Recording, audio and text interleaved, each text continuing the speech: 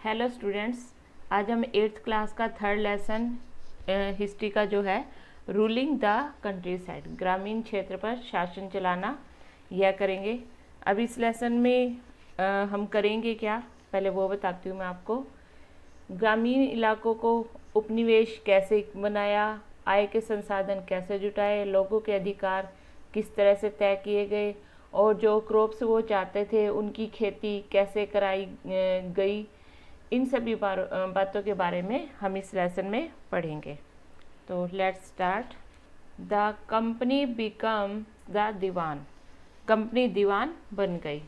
On 12 August 1765 the Mughal emperor appointed the East India company as the diwan of Bengal. 12 अगस्त 1765 को मुगल बादशाह ने east India company को बंगाल का दीवान बना दिया। इस बात की पूरी संभावना है कि यह घटना रॉबर्ट क्लाइव के तंबू में अंग्रेजों और हिंदुस्तानियों की मौजूदगी में घटी होगी, लेकिन ऊपर दी गई पेंटिंग में इस घटना को एक मैजेस्टिक ओकेजन के रूप में दिखाया गया है। मैजेस्टिक ओकेजन का मतलब है एक भव्य समारोह के रूप में इसको दिखाया गया है। यह चित्र उस पेंटर ने बनाया है जिसे रॉबर्ट क्लाइव ने अपने जीवन की मेमोरेबल इवेंट्स रिकॉर्ड करने अपॉइंट किया था, उसे जिम्मा सौंपा था। बंगाल की दीवानी मिल जाने से अंग्रेजों के लिए निश्चय ही एक बहुत बड़ी घटना थी। As diwan the company became the chief financial administrator of the territory under its control. दीवान के तौर पर कंपनी अपने नियंत्रण वाले भूभाग के आर्थिक मामलों की मुख्य शासक बन गई थी। अब उसे अपनी जमीन का शासन चलाने और ऑर्गेनाइज द रेवेन्यू, आमदनी को व्यवस्थित करने के सोर्स ढूंढने थे। इसके लिए उसे एक ऐसा रास्ता ढूंढना था जिससे कंपनी के बढ़ते खर्चों को पूरा करने के लिए येल्ड इनफ रेवेन्यू, इसका मतलब है काफ़ी आमदनी जुटाई जा सके। मतलब जो उनके खर्चे थे कंपनी के, उसके लिए उन्हें आमदनी की जरूरत थी, तो उन्हें ऐसे ही कुछ तरीके ढूंढने थे। ट्रेडिंग कंपनी के नाते उसे यह भी ख्याल रखना था कि वह अपनी ज़रूरतें की चीज़ें थी जो वो खरीद और बेच सके। Over the years the company also learn that it had to move with some caution. समय के साथ कंपनी को यह भी समझ में आने लगा कि उसे सावधानी के साथ आगे बढ़ना होगा। एलियन पावर, बाहरी ताकतों होने की वजह से उसे उन लोगों को भी पैसिफाई, शांत करना था जो कंट्री साइड, गांव देहात में पहले शासन चला चुके थे और जिनके पास अभी भी काफ़ी ताकत और प्रेस्टीज मतलब सम्मान था। ऐसे लोग जिनके पास लोकल पावर थी उन्हें नियंत्रित करना भी ज़रूरी था, लेकिन उन्हें एलिमिनेटेड मतलब ख़त्म नहीं किया जा सकता था। अब ये सारे काम कैसे हो, तो इसके लिए ग्रामीण इलाकों को उपनिवेश कैसे बनाया जाए, आय के साधन कैसे जुटाए जाए, ये कई क्वेश्चन जो मैंने आपको पहले बताए थे वो हम इस अब आगे पढ़ेंगे, उसके बारे में हम आगे देखें। Revenue for the company, company की आमदनी। The company had become the Diwan, but it still saw itself primarily as a trader. Company दीवान तो बन गई थी लेकिन अभी भी अपने आप को एक व्यापारी ही मानती थी। कंपनी लार्ज रेवेन्यू, भारी भरकम लगान तो चाहती थी, लेकिन उसके असेसमेंट एंड कलेक्शन, आकलन और वसूली की कोई नियमित व्यवस्था करने की उनकी उसके लिए वो तैयार नहीं थे। उनके एफर्ट्स यही थे कि वे एज सच एज रेवेन्यू, मतलब जितना ज़्यादा भी वो राजस्व हासिल कर सके वो कोशिश यही करते थे। और चीप एंड लो प्राइसेस, कम से कम कीमतों पर बढ़िया कॉटन और सिल्क क्लॉथ खरीदे, वो ऐसा कोशिश करते थे। इसी कारण 5 इयर्स में बंगाल में कंपनी द्वारा खरीदी जाने वाली चीज़ों का प्राइस डबल हो चुका था। 1865 से पहले कंपनी ब्रिटेन से गोल्ड और सिल्वर इंपोर्ट करती थी और इन चीज़ों के बदले सामान खरीदती थी।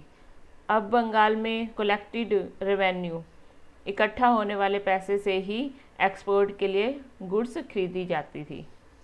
Soon it was clear that the Bengal economy was facing a deep crisis. जल्दी ही यह जाहिर हो गया कि बंगाल की अर्थव्यवस्था एक गहरे संकट में फंसती जा रही है।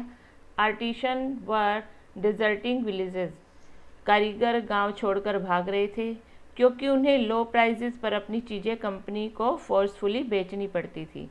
किसान अपना रेंट नहीं चुका पा रहे थे। आर्टिशन प्रोडक्शन जो था, कारीगर का उत्पादन, वो गिर रहा था और खेती चौपट होने की दिशा में बढ़ रही थी। ये आपको नीचे एक पिक्चर दिखाई गई है। ये एक वीकली मार्केट है मुर्शिदाबाद की। इसमें किसान और कारीगर अपनी चीज़ें बेचने और अपनी ज़रूरत की चीज़ें खरीदने के लिए जाते हैं और ये नियमित रूप से बाज़ारों में आते रहते हैं। इकोनॉमिक क्राइसिस के समय इन बाज़ारों पर बहुत बुरा असर पड़ा। The need to improve agriculture, खेती में सुधार की ज़रूरत। If the company was in ruin could the company be certain of its revenue income. अब क्या था कि अगर अर्थव्यवस्था संकट में थी कंपनी की, तो क्या कंपनी अपने राजस्व आय के बारे में वो सर्टेन थी, उनको आश्वस्त थी उस पर। कंपनी के ज़्यादातर अफसरों को यह लगने लगा था कि इन्वेस्ट इन लैंड, मतलब ज़मीन में निवेश करना, और agriculture had to be improved, और खेती में सुधार लाना ज़रूरी है। लेकिन ये कैसे किया जाए, तो इसके बारे में after 2 decades of debate on the question, इस सवाल के लिए 2 दशकों तक बहस चली। आखिरकार कंपनी ने 1793 में परमानेंट सेटलमेंट, स्थायी बंदोबस्त लागू किया। इस सेटलमेंट की शर्तों के हिसाब से राजाओं और ताल्लुकदारों को जमींदारों के रूप में रिकॉग्नाइज किया गया, मान्यता दी गई। उन्हें किसानों से रेंट कलेक्ट करने और कंपनी को रेवेन्यू चुकाने का जिम्मा सौंपा गया। चुकाई जाने वाली राशि फिक्स परमानेंटली रूप से तय कर दी गई थी। फिक्स परमानेंटली मतलब स्थायी रूप से तय कर दी गई थी। इसका मतलब यह था कि इन फ्यूचर में कभी भी उसमें इंक्रीज नहीं किया जा सकता, तो उसे बढ़ाया नहीं जा सकता। अंग्रेज़ों को लगता था कि इससे उन्हें रेगुलर रूप से रेवेन्यू मिलता रहेगा और जमींदारों को ज़मीन में सुधार के लिए खर्च करने का अनकरेज मिलेगा, उनको प्रोत्साहन मिलेगा। उन्हें लगता था क्योंकि राज्य की ओर से राजस्व की मांग बढ़ने वाली नहीं थी, इसलिए जमींदार इंक्रीज्ड प्रोडक्शन, बढ़ते उत्पादन से बेनिफिट में रहेंगे। अब ये सब होने के बाद इसमें समस्या क्या थी, द प्रॉब्लम, क्या समस्या थी। The permanent settlement how ever created problems, मगर स्थायी बंदोबस्त ने भी समस्या पैदा कर दी। अब इसमें क्या समस्या आई, हम आगे इसमें पढ़ेंगे। कंपनी के अफसरों ने पाया कि अभी भी जमींदार लैंड इम्प्रूवमेंट, ज़मीन में सुधार के लिए खर्चा नहीं कर रहे थे। कंपनी ने जो रेवेन्यू तय किया था वह इतना ज़्यादा था कि उसको चुकाने में जमींदारों को भारी डिफ़िकल्टी हो रही थी। जो जमींदार रेंट चुकाने में फेल हो जाते थे वह अपनी ज़मीन खो देते थे, उनकी ज़मीन तो जो थी वो उसको छीन ली जाती थी। बहुत सारी जमींदारियों को कंपनी ने ऑक्शन मतलब नीलाम कर दिया था। By the first decade of 19th century the situation changed. 19वीं सदी के पहले दशक तक हालात बदल चुके थे। बाजार में कीमतें बढ़ी और धीरे धीरे खेती का विस्तार होने लगा। इससे जमींदारों की इनकम में तो बढ़ोतरी तो हो ही गई, लेकिन कंपनी को कोई फ़ायदा नहीं हुआ क्योंकि कंपनी तो परमानेंट रेवेन्यू तय कर चुकी थी। अब वह रेवेन्यू इंक्रीज़ नहीं कर सकती थी। क्यों नहीं कर सकती थी? क्योंकि स्थायी बंदोबस्त लग चुका था। Even then the zamindars did not have an interest in improving the land. लेकिन जमींदारों को अभी भी ज़मीन की बेहतरी में कोई इंटरेस्ट नहीं था। उनमें से कुछ तो सेटलमेंट के शुरुआती सालों में ही अपनी ज़मीन गंवा चुके थे। जो बचे रह गए थे वे उन्हें भी बिना परेशानी और निवेश आमदनी की उम्मीद उसमें दिखाई नहीं दे रही थी। जब तक जमींदार किसानों को ज़मीन देकर उनसे लगान वसूल कर सकते थे, उन्हें लैंड इम्प्रूवमेंट में इंटरेस्ट नहीं था। On the other hand, in the villages, the cultivator found the system extremely oppressive. दूसरी तरफ गांवों में किसानों को यह जो सिस्टम था बहुत दमनकारी दिखाई दिया। किसानों को जो रेंट देना था वह बहुत ज़्यादा था और लैंड वाज इनसिक्योर, जो उनकी ज़मीन भी थी वो सुरक्षित नहीं थी और लगान चुकाने के लिए अक्सर मनी लैंडर्स महाजनों से उन्हें लोन लेना पड़ता था। अगर वह लगान नहीं चुका पाते थे तो उनकी जो पुश्तैनी ज़मीन थी उन्हें उससे बेदखल कर दिया जाता था। अब इसके लिए क्या है, एक नई व्यवस्था आई। अब पहले हम ये देखेंगे महल। In British revenue records, Mahal is revenue estate which may be A village और ए ग्रुप ऑफ विलेजेस। अब ये एक ऐसी व्यवस्था है जिसमें ब्रिटिश राजस्व जो दस्तावेजों में महल एक इकाई थी जिसमें कि एक गांव या गांवों का एक समूह भी हो सकता है। A new system is devised, एक नई व्यवस्था। By the early 19th century, many of company officials were convinced that the system of revenue had to be changed again. 19वीं सदी की शुरुआत में ही कंपनी के बहुत सारे अधिकारियों को इस बात का यकीन हो चुका था कि जो यह रेवेन्यू सिस्टम है इसको दोबारा बदलना चाहिए, इसमें बदलाव लाना ज़रूरी है। जब कंपनी को एक्सपेंसेस ऑफ एडमिनिस्ट्रेशन, शासन और व्यापार के अपने खर्चे चलाने के लिए और पैसों की ज़रूरत हो तो वह स्थायी रूप से राजस्व तय करके काम कैसे चला सकती थी।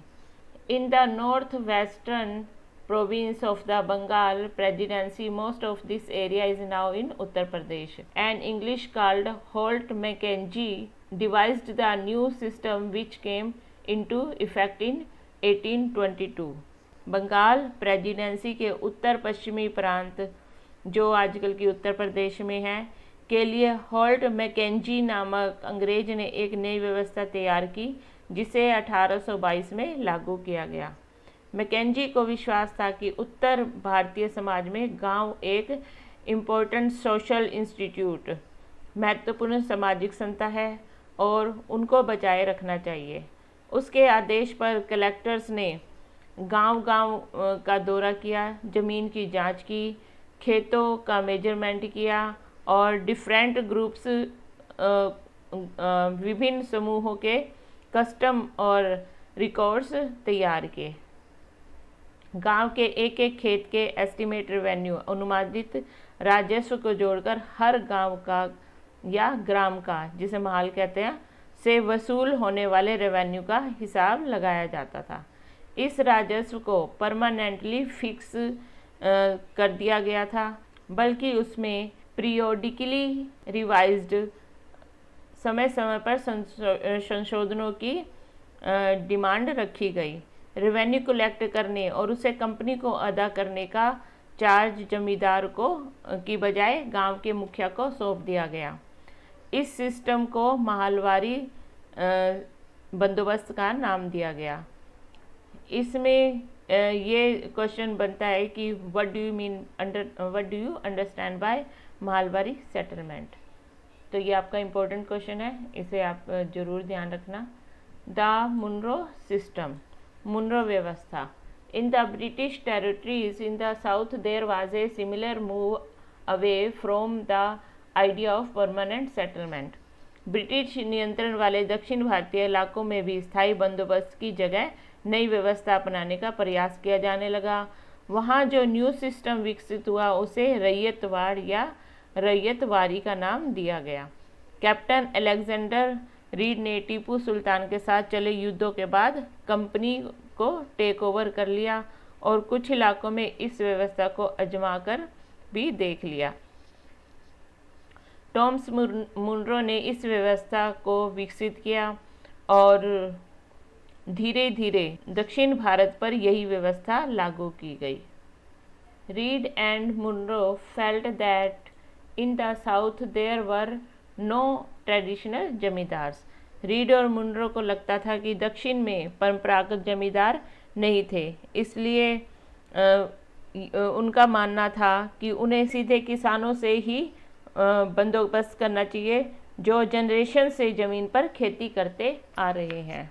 1770 में पड़े ट्राइबल फेमाइन ने बंगाल में 10 मिलियन लोगों को मार दिया। 10 मिलियन मतलब कि 1 करोड़ लोगों को मार दिया। इस अकाल में लगभग जो हमारी पॉपुलेशन है उसकी 1/3 आबादी जो थी वो तबाह हो गई थी, ख़त्म हो गई थी।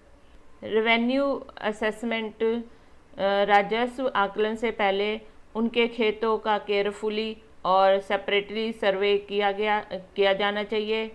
और मुनरो का मानना था कि अंग्रेज़ों को पिता की भांति किसानों की रक्षा करनी चाहिए। All was not well. Within a few years after the new systems were imposed, it was clear that all was not well with them. नई व्यवस्था लागू होने के बाद महज कुछ साल के भीतर ही उनमें समस्याएं दिखाई देने लगी। ज़मीन से होने वाली आमदनी इंक्रीज इनकम बढ़ाने के चक्कर में राजस्व अधिकारियों ने हाई रेवेन्यू डिमांड, उन्होंने बहुत ज़्यादा राजस्व तय कर दिया।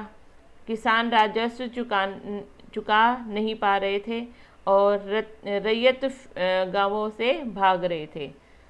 बहुत सारे रीजन्स में गांव वीरान हो गए थे और ऑप्टिमिस्ट ऑफिशियल्स को उम्मीद थी नई व्यवस्था किसानों को एंटरप्राइजिंग फार्मर्स बना देगी, लेकिन ऐसा नहीं हुआ।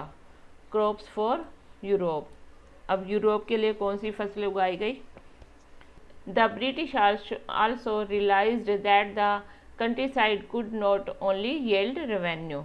अंग्रेजों ने यह भी महसूस किया कि ग्रामीण इलाके न केवल रेवेन्यू प्रदान कर सकते हैं बल्कि यूरोप की ज़रूरतों के हिसाब से ही फसलें भी पैदा कर सकते हैं। 18वीं सेंचुरी के आखिर तक कंपनी ने ओपियम, अफीम और इंडिगो मतलब नील की खेती पर पूरा जोर लगा दिया। इसके बाद लगभग 150 ईयर्स तक अंग्रेज देश के विभिन्न भागों में अदर क्रॉप्स और फसलों के लिए किसानों को फोर्स मजबूर करते रहे, जैसे कि जूट इन बंगाल, टी इन आसाम और जो संयुक्त प्रांत है वर्तमान में उत्तर प्रदेश, उसमें sugarcane, wheat in Punjab, cotton in Maharashtra और राइस इन पंजाब, ये सभी जो फसलें थी उसके लिए वो कोशिश करते रहे उगाने के लिए। हाउ वाज दिस डन, यह कैसे किया जा सकता था? तो अंग्रेज़ों ने अपनी ज़रूरतों की फसलों की खेती को एक्सपेंड करने के लिए कई तरीके अपनाए। आइए अब हम इन तरीक़ों को जानते हैं कि उन्होंने कौन कौन से मेथड अपनाए। Does colour have a history, क्या रंग का भी कोई इतिहास है? अब हमारे पास ये 2 पिक्चर्स हैं, ये देखिए फिगर 5 है जो, इसमें ये कलाकारी है, कलमकारी छापा है जो कि 20वीं सदी में बनाया गया। और फिगर 6 है, इसमें मॉरिस कॉटन छापा है, प्रिंट है जो कि लेट 19वीं सेंचुरी में इंग्लैंड में बनाया गया। प्रदेश के वीवर्स द्वारा बनाए गए कलमकारी छापे दिखाई दे रहे हैं आपको ये पिक्चर्स में। तो दूसरी तरफ 19वीं सेंचुरी में ब्रिटेन के प्रसिद्ध पोएट और आर्टिस्ट जो थे विलियम मॉरिस द्वारा बनाए गए डिज़ाइन और प्रोडक्शन जो ये फूल वाले छापे हैं, दोनों छापों में एक बात कॉमन है कि दोनों में ही गहरे ब्लू कलर का यूज़ किया गया है। जो ये आपको ब्लूप्रिंट दिखाई दे रहा है, इसे नीला रंग कहा जाता है। वह नील नाम के एक प्लांट से निकाला जाता था। इस बात की काफ़ी संभावना है 19 सेंचुरी के ब्रिटेन में प्रिंट्स के जो छापे थे उनका यूज़ किया जाता था। नीला रंग भारत में उगने वाले नील के पौधे से ही मैन्युफैक्चर तैयार किया जाता था। उस समय भारत दुनिया में नील का सबसे बड़ा सोर्स था। स्टूडेंट्स, ये थर्ड लेसन का फर्स्ट पार्ट है, सेकंड पार्ट हम कल करेंगे। Okay, thank you.